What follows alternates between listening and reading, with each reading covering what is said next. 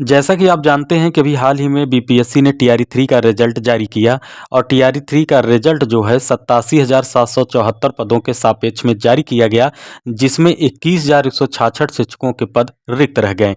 इस पर आयोग ने क्या बोला है आपको सुनना चाहिए। आयोग ने कहा कि योग्य शिक्षक नहीं मिले, इसी वजह से शिक्षकों के पद रिक्त रह गए। सबसे खराब स्थिति विज्ञान विषय की है, खासकर केमिस्ट्री में मिनिमम अंकों पर चयन किया गया। इसमें 3,742 रिक्तियों में से केवल 273 ही सफल हो सके। इसी तरह से विज्ञान के अन्य विषयों की स्थिति है। भाषा विषय में भी शिक्षक नहीं मिले, यह कहा है सत्यप्रकाश शर्मा, बीपीएससी के सचिव जो हैं।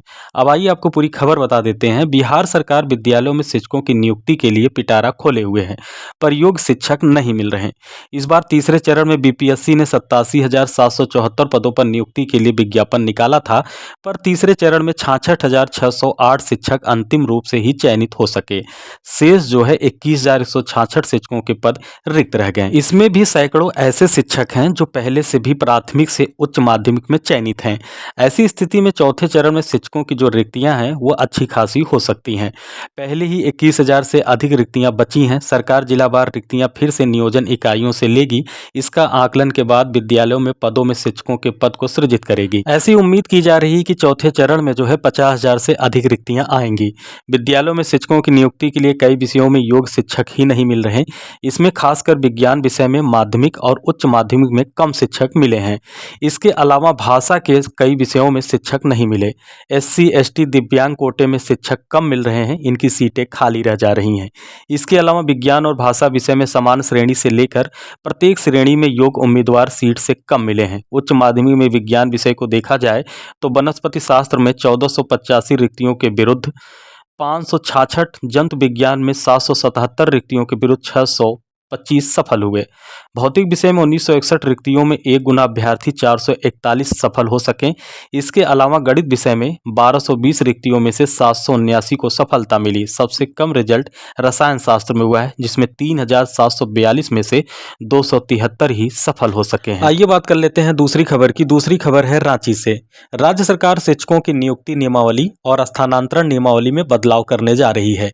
इसमें उन बिंदुओं को बदला जा रहा है जिस पर नियुक्ति व स्थानांतरण प्रक्रिया के दौरान अड़चन आती थी, उसे संशोधित किया जा रहा है। संशोधित नियमावली के बाद नए सिरे से शिक्षकों की नियुक्ति और शिक्षकों का स्थानांतरण हो सकेगा। स्कूली शिक्षा व साक्षरता विभाग ने इसकी तैयारी शुरू भी कर दी है। नियमावलियों में संशोधन के लिए शिक्षा विभाग अलग अलग कमेटी का भी निर्धारण कर रहा है। राज्य के 26,001 सहायक आचार्यों की नियुक्ति की प्रक्रिया चल रही है। इसकी परीक्षाएं हो चुकी हैं और कोर्ट के निर्देश पर रिजल्ट पर रोक है। नियमावली में पारा शिक्षकों के तय किए गए क्वालिफाइंग अंकों को सही नहीं कहा गया। अभ्यर्थियों ने इसे चुनौती दी है। क्वालिफाइंग अंक में बदलाव होता है तो नियमावली में बदलाव किया जाएगा। 26,001 पदों पर नियुक्ति होने के बाद 23,999 पदों पर बहाली निकाली जाएगी। इस साल राज्य सरकार हाई स्कूल में भी शिक्षकों की नियुक्ति करेगी।